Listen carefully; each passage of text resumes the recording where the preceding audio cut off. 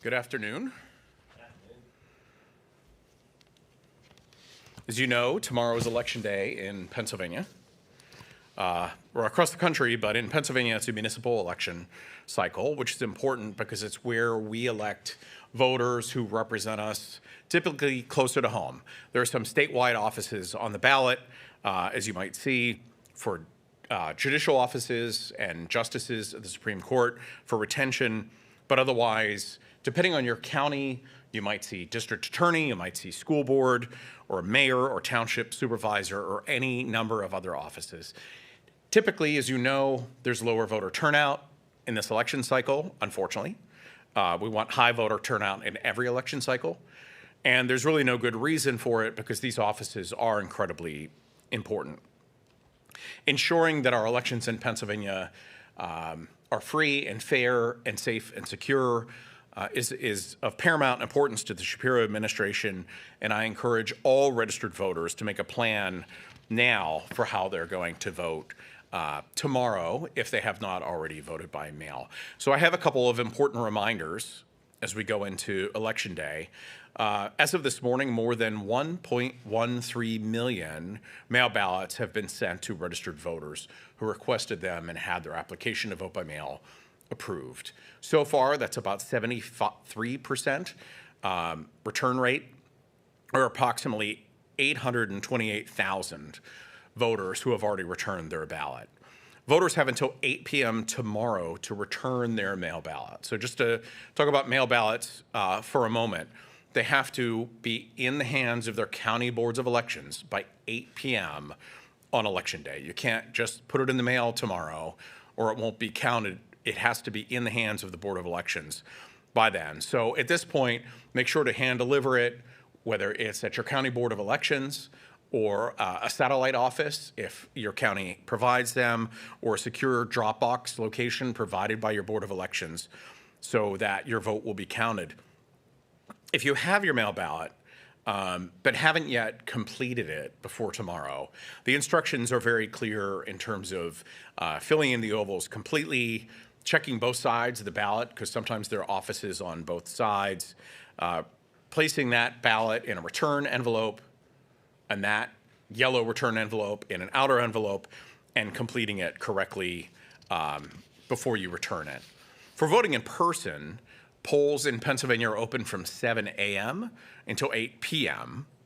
So if you're in line at your local precinct polling place by 8 p.m., you should stay there and you'll be allowed to vote. If you requested a mail ballot but haven't returned it, there are a couple of options. You can either, as I mentioned before, return it to your county board of elections or satellite office or Dropbox location, or you can bring it with you to the polling place and essentially surrender it to the Board of Elections for them to void it so that you can vote on the voting system available at your local polling place.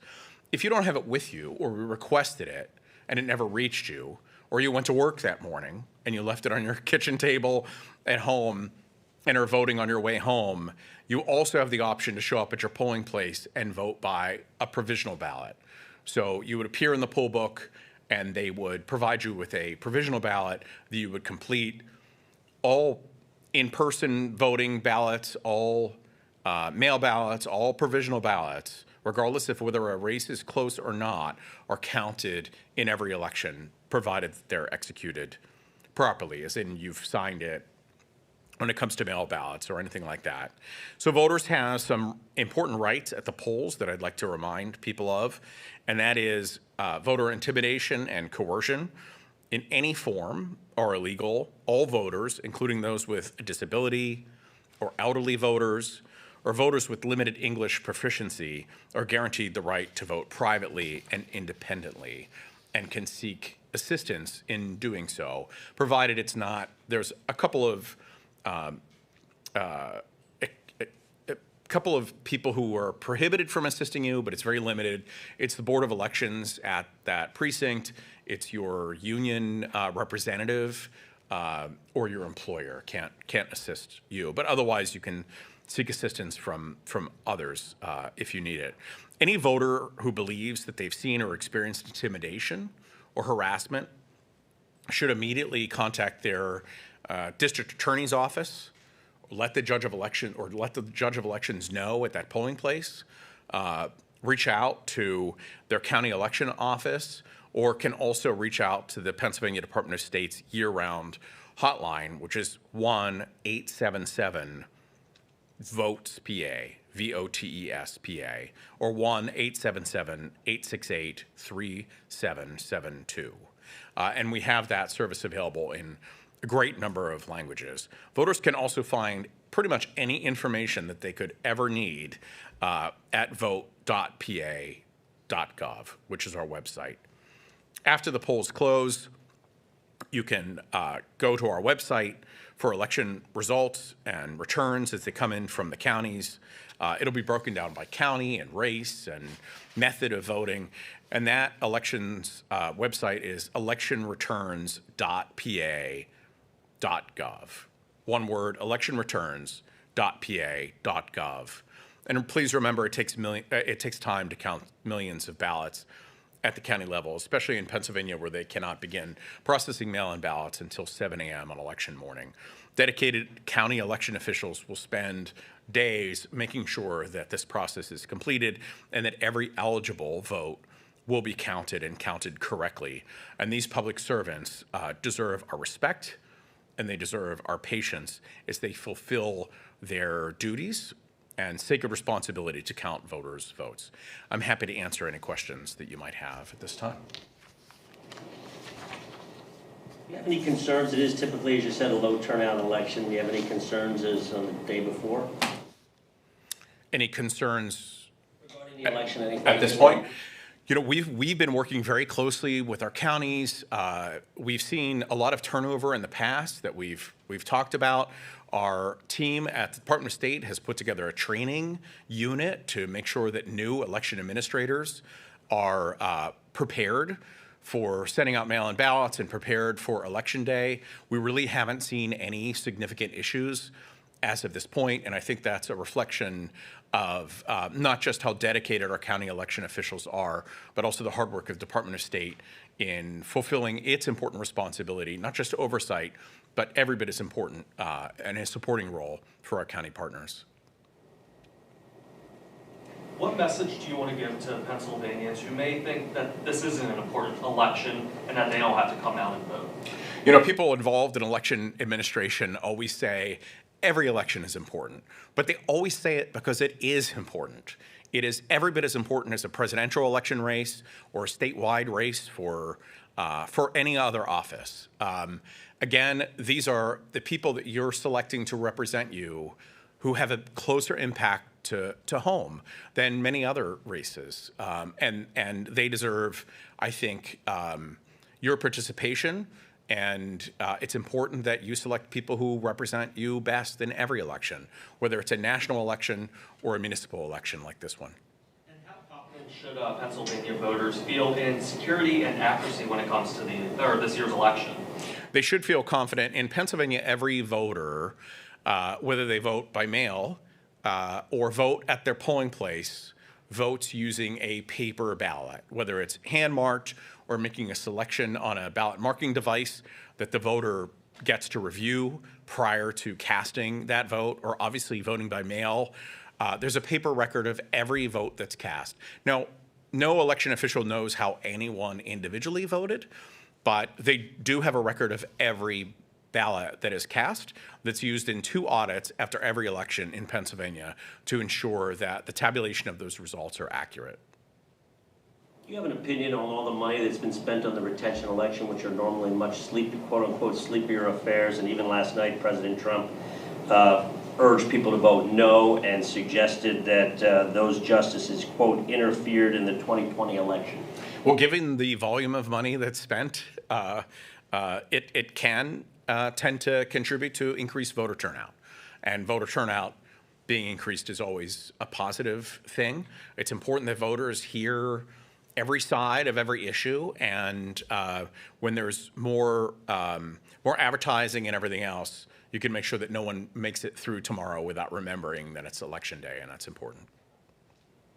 Have there been any Any recent court cases, either Superior, Commonwealth, or Supreme, that's changed some of our election protocol? I know there was a lot happening last year. Is there anything that people need to be aware of that's happened this year? Yeah, that's a really good question. Yeah, some months ago, there was a court case that determined at a very high level that ballots that are undated or misdated by the voter when they vote by mail should be counted. Now, the voter is still required to sign the outer declaration envelope when it's returned, but as we see frequently with elderly voters, well, not frequently, it happens infrequently, but it happens, when it does happen, it happens frequently among elderly voters where they will sign it and write their birthday, for example.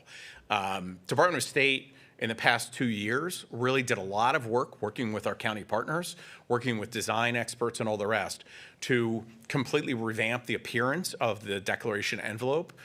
And it has shown in recent elections to significantly drive down the number of ballots that are rejected because a voter made a mistake. There weren't, again, a lot of votes that were rejected that way, but every vote is precious and wouldn't want one eligible vote cast by an eligible voter on or before Election Day and returned to the Board of Elections like it should be to not be counted. So we've worked closely, as I said, to make it more user-friendly.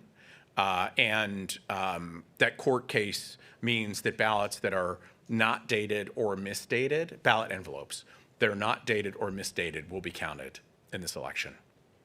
And do you have any update on the SURE system, the revitalization revamp that's going on with that?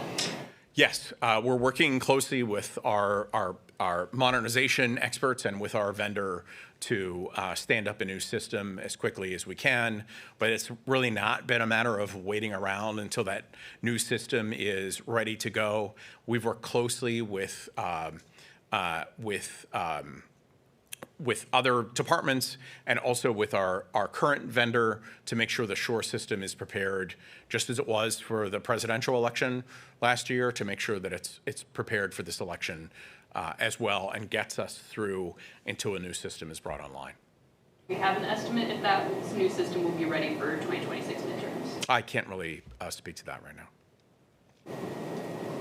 Yes, Mark. Just to reiterate, ballots without a date on the return envelope, mail-in ballots without a date on the return envelope or with a wrong date are to be counted in this election, and counties have been advised to do that. That's right. Every county is required to count mail-in ballots even if a voter did not hand date or misdated, like wrote their birthday, on that outer declaration envelope. When that occurs, it's not like the Board of Elections, well, I shouldn't say a double negative. The Board of Elections knows when that ballot was returned. They know it was returned by 8 p.m. on Election Day, and they've time-stamped it. So that date really has no material impact on whether the voter returned that ballot in time or not. If the voter completed it and wrote January 6, 1947, that should not suggest the ballot was cast on January 6, 1947. So they time-stamp them when they arrive and make sure that only timely returned ballots are counted. And that's because of a Third Circuit decision? Correct. Is there any requirement for those ballots to have a provisional ballot that come in instead, or it's just they have the incorrect date, they're still counting? Yeah, if there's an incorrect or if the voter did not add their, again, they're required to sign it, but if they did not add the date or they misdated it, then that mail-in ballot will be counted. And that's something we've advocated for. I know in my experience and in all the other counties who have testified, they don't use that date for any purpose whatsoever, except reviewing it, resulting in voters having their ballot not be counted. Again, this happens extremely infrequently, but every ballot is precious, every vote is precious, and we don't want any vote cast by an eligible voter on or before Election Day to not be counted. So we're very happy with that court decision. Okay, thank you all, and thanks for the important role that you all play in making sure our voters are educated about elections and about the rules and everything that's required. It is not complicated. It is not a difficult process. and we want everyone to take advantage of it. So I just want to say, on or off the record, that I'm very grateful for all the work that you do. Thank you.